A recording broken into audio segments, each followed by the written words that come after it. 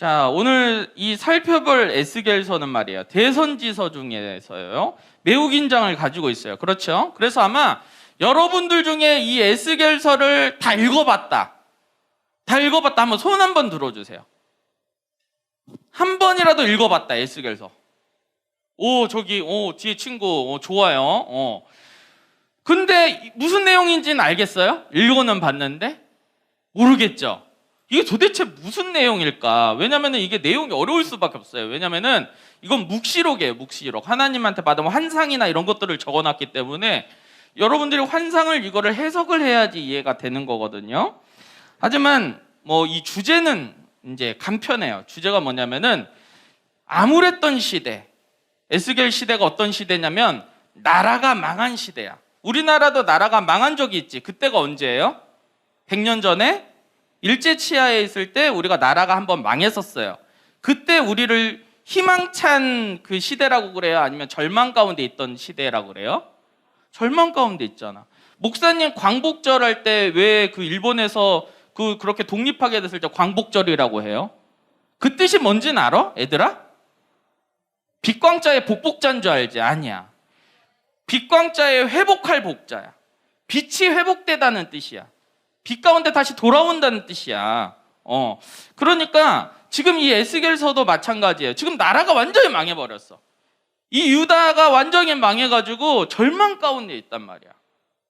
그런데 하나님께서 그 나라에게 또 그 백성들에게 소망을 주는 메시지가 바로 이 에스겔서라 이거예요. 그러면서 우리에게 곧 하나님 나라와 메시아에 대한 메시지를 이 에스겔서가 말하고 있는 거예요. 자, 그런데 중요한 게 있는 거예요. 이 유다의 나라가 잘못을 했을까 안 했을까? 잘못을 했어. 잘못을 했기 때문에 이들은 무엇을 받아야 되냐면 심판은 받아야 돼. 하지만 하나님께서 또 하나의 소망의 메시지가 주는데 하지만 내가 너희들을 반드시 회복시킬 것이다. 이 메시지를 가지고 있는 거예요. 심판만 있는 게 아니고 뭐 더 있다고요? 회복시켜 줄 것이다. 소망의 메시지를 이 에스겔에게 말하고 있는 거예요. 그리고 예레미야나 이런 데는 말씀으로 회복시킨다고 하셨는데 이 에스겔서는 52번이나 무엇을 언급하고 있냐면 영을 언급하고 있어요. 성령께서 회복시켜 줄 것이다. 에스겔서 제일 유명한 말씀이 어딘지 알아요? 여러분들? 우리 선생님들 에스겔 하면은 어디 말씀 제일 떠오르세요? 마른 뼈가 살아나는 에스겔에서 37장 말씀이 제일 떠오르죠. 이 37장 말씀을 한번 보도록 할게요. 37장 말씀 PPT 한번 띄워주세요. 자, 한번 읽어봅시다. 시작. 또 내게 이르시되 너는 이 모든 뼈에게 대언하여 이르기를 너희 마른 뼈들아 여호와의 말씀을 들을지어다. 5절 시작. 주 여호와께서 이 뼈들에게 이같이 말씀하시기를 내가 생기를 너희에게 들어가게 하리니 너희가 살아나리라. 여러분 보세요. 4절에 보면은 대언한다고 하셨어요. 대언하고 여호와의 말씀을 들을지어다 했어요. 그럼 이 뼈를 살리는 요소 중에 하나가 뭐냐면 말씀인 거예요. 4절에. 5절에는 뭐냐면은 보세요. 생기를 너희에게 주겠다. 이것이 뭐냐면 바로 영이에요. 영. 성령이에요. 그러니까 이 마른 뼈를 살릴 수 있는 것은 뭐냐? 말씀과 성령이에요. 그렇다면 그것은 무엇이냐면은 이 절망 가운데 있는 우리를 살릴 수 있는 건 무엇일까? 우리 마음 가운데 힘들고 어려운 것들을 살릴 수 있는 것은 무엇일까? 회복시킬 수 있는 것은 무엇일까? 바로 말씀과 성령밖에는 없다는 것을 우리 친구들은 믿으시길 바랍니다. 분명히 예수께서 37장은 그렇게 말하고 있는 거예요. 그 소망의 메시지를 말하고 있는 거예요. 마른 뼈와 같이. 마른 뼈가 어때요? 들자마자 부셔져. 아무 소망도 없어. 다 죽어있는 그냥 시체골. 그림 좀 보여줘. 태우나 그림 좀. 응? 그 전에 그 전 그림 있잖아. 마른 뼈. 이거 보면은 어떤 감정이에요? 그냥 다 끝났다. 망했다. 이런 감정 가운데 에스겔이 있었지만은 하나님께서 무엇으로? 말씀과 성령으로 이 뼈를 살리시겠다는 거예요. 아까 그 그림 보여주세요. 뼈가 붙고 새살이 나고 근육줄이 이어지고 완전한 사람으로 하나님께서 다시 회복시켜 줄 것이다. 이것이 무엇을 말하고 있냐면은 이스라엘의 완전한 회복을 또한 말하고 있는 것이고, 우리의 영적 예배자인 우리들 역시도 힘들고 어렵고 좌절할 때 하나님께서 여러분들을 다시 세우시고 여러분들을 다시 회복시켜 주는 것은 그 매개체가 무엇이냐? 다른 것 없고 무엇이라고요? 말씀과 성령뿐이라는 것을 성경은 말하고 있는 거예요.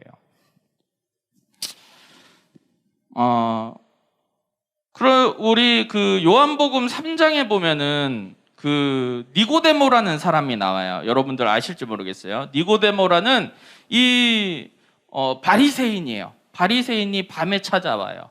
예수님을. 이 사람은 산헤드린 공회라고 해갖고 지금으로 따지자면은 국회의원 같은 사람이에요. 국회의원인데 국회의원이 권력이 세요, 약해요? 여러분들 세잖아, 국회의원들이. 그 마찬가지로 그때 당시 산헤드린 공회에는 국회의원보다 더 적은 수의 권력을 가지고 있는 사람들이었기 때문에 훨씬 권력이 셌을 거예요. 그런데 대부분은 사두개인이 이 산헤드린 공회였는데 반대파인 이 바리새인 중에 2명, 3명 정도가 이 산헤드린 공회에 속해 있었을 거예요.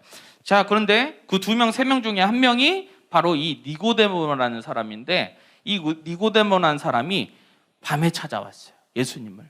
왜 밤에 찾아왔을까? 이거 손들고 얘기해봐. 맞추면 5,000원권 줄게. 왜 밤에 찾아왔을까?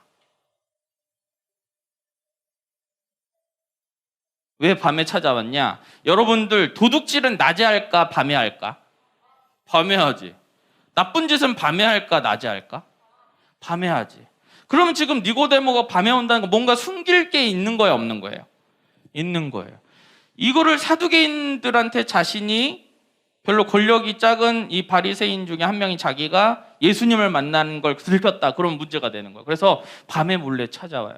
밤에 몰래 찾아와서 예수님한테 이렇게 물어봐요. 예수님, 구원을 받으려면 어떻게 해야 됩니까? 그리고 예수님이 그러셔요. 거듭나야 된다. 여러분, 거듭난다는 게 무슨 뜻이냐면 다시 태어나야 된다는 거예요. 그래서 니고데모가 이해가 안 가는 거예요. 다시 태어난다고요?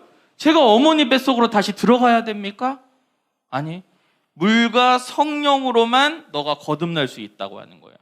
여러분, 예수님 말씀 중에 새 포도주는 어디에 담아야 돼요? 새 가죽 부대에 담아야 돼요. 마찬가지로 예수를 믿고 하나님을 믿고 완전히 바뀐 사람은 새 사람이 돼야 되는 거예요. 이전 삶은 완전히 없어지고 새로운 삶으로, 예수를 믿는 완전 새로운 삶으로 변화돼야 된다는 것이에요. 마찬가지고 이 말씀과 성령이 들어온 사람은, 이 말씀과 성령을 통해서 회복된 사람은 완전히 새 사람으로 변화될 수 있다고 말하고 있는 거예요. 하루는 어떤 성도님이 저한테 이렇게 찾아와서 이렇게 말했어요. 목사님, 세상이 너무 무서워져가지고요, 급변해가지고요, 또 코로나도 이렇고 해서 예수 믿는 것이 너무 힘든 것 같아요. 정말 너무 힘든 것 같아요. 이러면서 저에게 얘기를 하더라고요. 그래서 제가 그분에게 이렇게 말했어요. 성도님, 우리 믿는 사람들은요, 오늘 죽으나 내일 죽으나 천국 갑니다. 이렇게 얘기했거든요. 이게 뭐냐면 좀 종말론적인 신앙을 좀 갖는 것 같아요. 내가 예수를 제대로 믿고 있다면은, 그 십자가를 제대로 붙들고 있다면은 내가 지금 죽으나 30년에 죽으나 100년 후에 죽으나 내가 있을 곳은 어디예요? 천국이다 이거예요. 사랑하는 우리 귀한 친구들, 여러분들은 천국과 지옥이 있다는 걸 믿으십니까? 나는 천국과 지옥이 있다는 것을 믿는다. 한번 손들어 보세요. 한번 우리 중등부의 한번 신앙 상태를 한번 점검해 보자. 나는 천국과 지옥이 있다는 것을 믿는다. 한번 손들어 보세요. 좀 번쩍 들어주세요. 오케이. 오케이, 내려주세요. 이 천국과 지옥이 있다는 것을 믿는 사람과 없는 사람의 차이는 완전히 다르겠지요. 이 이스라엘 백성들은 말이에요, 광야에서 불뱀을 만났을 때 각기 자신의 행동대로 한 사람들은 어떻게 되냐면은 자신의 방식대로 이 불뱀에 물린 걸 독을 빼보려고 막 뭐 물기도 하고 피를 빼보기도 하고 뭐 이랬던 사람들은 다 죽었어. 그런데 놋뱀을, 하나님께서 모세에게 말한 이 놋뱀을 바라본 사람들은 전부 다 살았다는 거예요. 목사님 지금 계속 무슨 얘기를 하고 있는 걸까요? 지금 우리의 지금 아무리 상황이 어렵고 절망 가운데 있더라도 우리는 무엇을 바라봐야 되느냐? 예수 그리스도의 십자가, 말씀과 성령, 이것밖에는 우리를 회복시켜줄 그런 다른 요소가 없다는 거예요. 오직 이것밖에는 우리가 살 방법이 없다는 것입니다. 이런 신앙을 가지고 이 에스겔서를 읽으면 너무나도 좋을 것 같아요. 우리 에스겔서 1장 1절에서 2절 말씀 한번 띄워봐 주세요. 한번 읽어봅시다. 시작. 30째 해.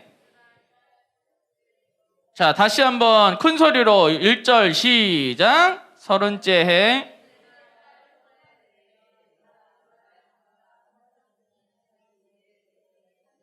열미어 하나님의 모습이 내게 보이니 요아긴 왕이 사로잡힌 지 5년 그달 초다세라. 1절에 보니까 30째라 뭐냐 말하냐면은 에스겔의 나이를 말하고 있는 거야. 나이가 몇 살이야? 그러면 30살이라는 소리예요. 그리고 요아긴 왕이 잡힌 지 5년 되었어요. 그래서 지금 유다에 3023명의 포로가 끌려왔는데 3023명 포로 중에 한 명이 누구냐? 바로 이 에스겔이에요.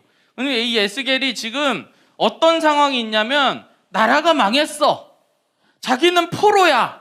끌려와가지고 자기는 그발강가에서 운하 공사를 하고 있는데 거기서 끌려와가지고 그 노동자로 살고 있는 사람이에요.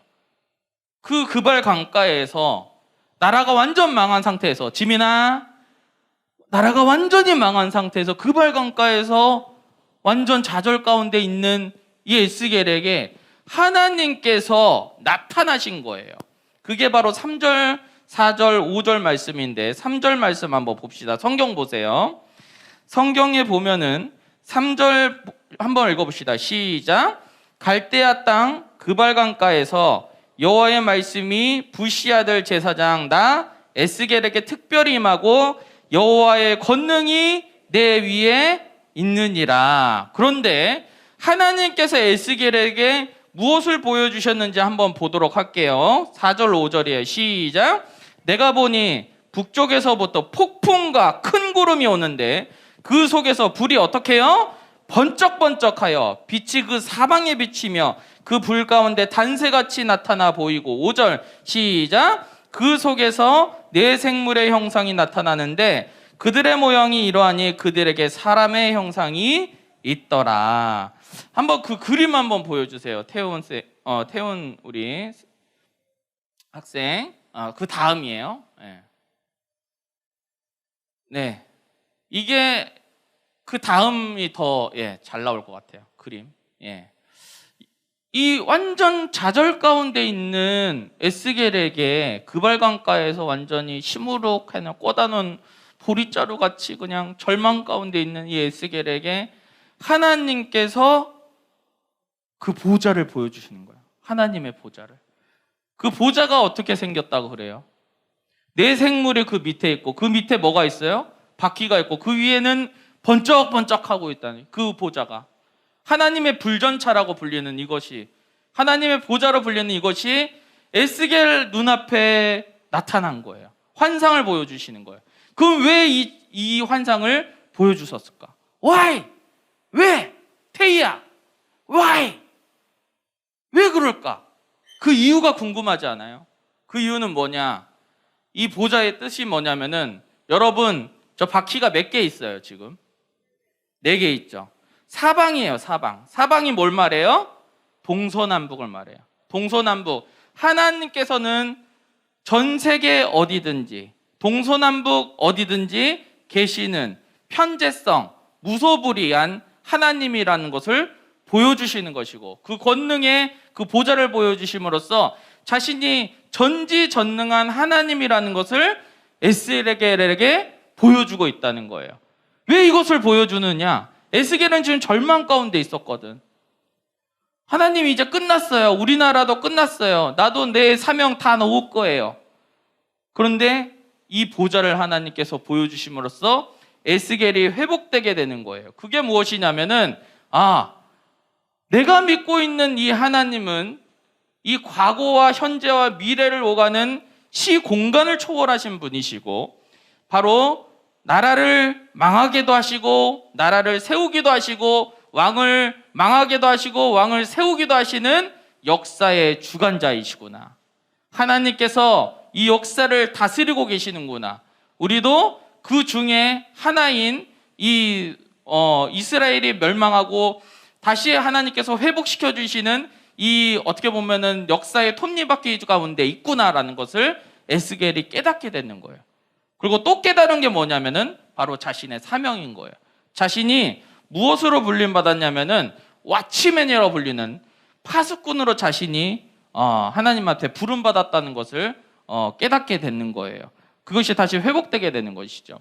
에스겔 이름이 무엇이냐면은 한번 적어봅시다, 친구들. 주보에다가 에스겔 이름 뜻이 무엇이냐면 하나님이 힘을 주신다라는 뜻이에요. 하나님이 힘을 주신다. 하나님이 강하게 하신다. 이 뜻을 가지고 있어요. 누가 힘을 주신다고요? 하나님이 힘을 주신다. 우리 힘을 얻고 강해질 수 있는 것, 이 다 무너져버린 이 이스라엘을 회복시켜 주실 이 힘을 다시 주실 분 누구냐? 바로 하나님이라는 거예요. 그래서 에스겔이 나의 정체성을 다시 깨닫는 거예요. 내가 선지자로서 또한 하나님께 부름받는 파수꾼으로서 내가 어떻게 살아야 되는지.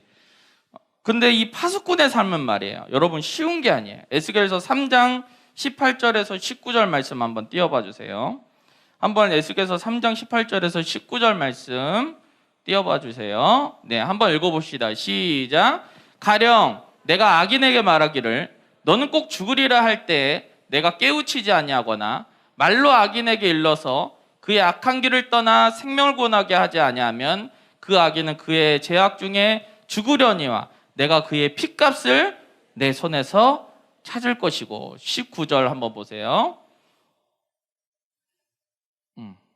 19절 없어요. 네.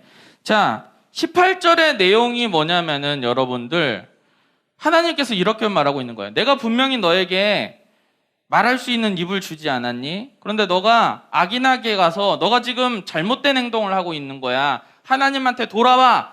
이 말을 너가 만약에 전하지 않았다면은 그 악인도 죽겠고 너도 그 악인의 핏값에 대해서 내가 너한테 그거를 물을 거야 라는 뜻이에요. 그런데 19절은 뭐냐면은 만약 악인한테 너가 가서 그 말을 말했는데 악인이 돌아오지 않는다면 악인은 멸망하고 대신에 너는 그 책임을 너한테 묻지는 않을 거라는 뜻이에요.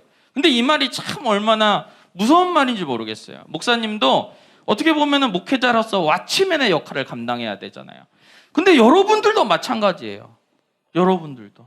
여러분들도 예수 믿는 사람이잖아요. 우리가 복음을 전해야 되고 우리가 믿는 사람으로서 하나님을 전해야 되는데 이 왓치맨의 역할을 안 한다? 이 하나님의 복음을 전하지 않는다? 이것은 꼭 하나님이 꼭 나에게 그렇게 말하고 있는 것 같은 거예요. 내가 이 핏값을 너에게 찾을 것이다. 이 말씀이 얼마나 무섭게 다가왔는지 몰라요. 그래서 전도를 해야겠구나 이런 생각을 많이 했어요. 목사님이 어렸을 때 목사님이 한 7살쯤 되었나요? 7살 때 우리 외할머니 외할아버지가 교회를 안 다니셨어요. 교회를 안 다니셔가지고 맨날 제사를 드렸어요. 가서 어머니는 사모님이시고 예수 믿는 분이니까 절대 이제 제사를 안 드리죠. 목사님도 항상 안 드렸는데 우리 큰애 삼촌, 작은애 삼촌네는 다 가서 거기다가 절을 했어요. 그래서 우리 어머니 소원이 뭐냐면은 저 외갓집에 있는 우상을 타파하는 게 우리 엄마 꿈이었어요. 근데 우리 엄마 힘으로는 잘 안 되는 거예요. 근데 목사님 7살 때 우리 외할머니가 꼭 예수 믿었으면 좋겠는 거야. 왜 그럴까? 우리 예수 믿는 사람들은 알잖아요. 천국과 지옥이 있다는 걸 알잖아. 그럼 예수님을 안 믿으면 우리 외할머니가 안 믿으면 우리 외할머니 갈 곳은 어디예요? 지옥밖에 없는 거예요. 지옥밖에. 그럼 어떻게 해요? 전도를 해야지. 예수님 믿게 해야지. 그래서 그때부터 이 7살 정광복이 어떻게 했냐면은 흑산도에 있었잖아요. 그 외할머니 의정부에 있었거든요. 그러니까는 방학 때만 갔는데 내가 우리 외할머니 예수님 믿을 때까지 외할머니 집을 가지 않겠다고 했어요. 그리고 외할머니가 막 난리 난 거예요. 그래서 황보가 와라 괜찮아 내 교회 다닐게 이러면서 막상 내가 흑산도에서 의정부 집 가잖아요. 그럼 교회 가셨을까요? 안 가셨어. 그거를 한 2번 당해보니까 기분이 솔직히 조금 거시기 하더라고요. 그래가지고 한 9살 땐가 또 이제 할머니 만약에 예수님 안 믿으면 나 의정부 안 가요 했는데 믿을게 해갖고 또 속아갖고 갔어요. 교회 가셨을까요? 안 가셨어. 그 목사님이 어떻게 했느냐? 우리 그 안 믿는 분들 밥상 그 예절이 있잖아요. 제일 우러르니 숟가락을 들어야지 이제 밥을 먹잖아요. 그 기도 안 하잖아요. 우리 믿는 사람들이야 당연히 가족 중에 한 명이 기도해가지고 이렇게 밥을 먹기 시작하지만, 그쵸? 그런데 우리 외할아버지가 당연히 이렇게 숟가락을 들어야지 이제 식사를 시작하는데, 우리 외할아버지가 숟가락을 들자마자 목사님이 어떻게 했냐면, 하나님 아버지, 우리 외할아버지 예수 믿게 해주세요. 아멘. 이런 거예요. 우리 외할아버지가 얼마나 무서운 분이냐면은, 우리 할아버지 안방 있잖아요. 안방에 뭐라고 하죠? 막내 손녀 빼고는 그 방을 들어갈 수가 없어. 그러니까 사식 넣듯이 이렇게 넣어드리고 막 이래야 돼. 또 황해도 분, 그 북한 분이시거든요. 그래갖고 막 얼마나 센지 몰라요. 그러니까 막 벌벌벌 떠는데, 그 외할아버지 앞에서 예수 믿게 해달라고 기도를 한 거야.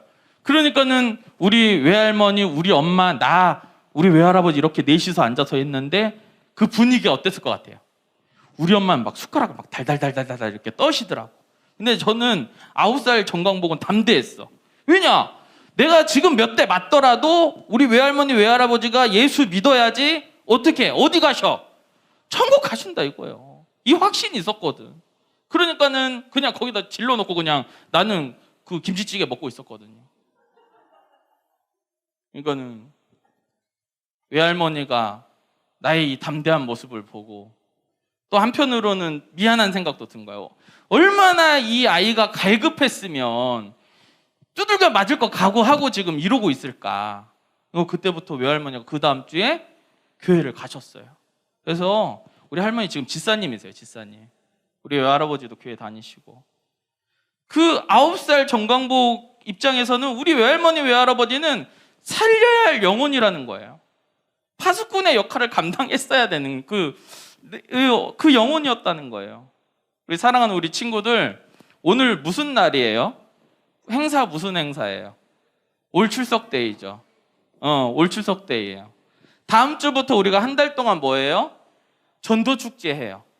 근데 다음 주 그 첫 주부터 우리 뭐 할 거냐면은 새신자 작정을 할 거야. 내가 전도할 친구를 작정을 할 거야.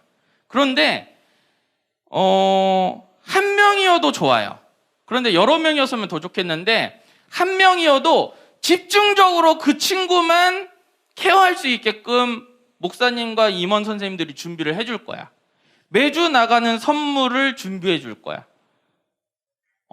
그러니까는 여러분들이 해야 할 게 뭐냐? 내가 전도할 그 친구를 위해서 기도하셔야 돼요. 지금부터 학교든 학원이든 이 친구 꼭 내가 살려야겠다. 이 영혼 내가 살려야겠다. 예수님 믿게 해야겠다는 친구 있잖아요. 그 친구를 위해서 지금부터 이름 불러가면서 기도해야 돼요. 그러면은 여러분들이 전도하는 거 아니에요. 성령께서 전도할 줄 믿습니다. 예, 그 하나님 믿어보고 한번 여러분들 어려운 거 아니야. 편지 쓰라면 편지 쓰고, 양말 갖다 주라면 양말 갖다 주고, 여러분들 그 가방에 보니까 맨날 뭐 인형 이런 거 주렁주렁 달고 다니더만. 그런 것도 줄 거야. 여러분도 주고 친구도 주고. 괜찮지? 그래서 이거는 좀 광고 시간에 얘기할 텐데, 아무튼 영혼 살리는 이 파수꾼의 역할을 잘 감당하는 우리 친구들 되었으면 좋겠어요. 자, 우리 말씀 마무리하도록 할게요. 우리 첫 번째로 우리 친구들 기억할 게 뭐냐면은, 아무리 상황이 어렵고 힘든 가운데 있지만 우리 소망되는 예수님만 바라보는 우리 중등부 친구들 되기를 원합니다. 또한 여러분들에게 하나님께서 주신 역할들이 있을 거예요. 파수꾼의 역할이 있습니다. 사명자의 역할이 있습니다.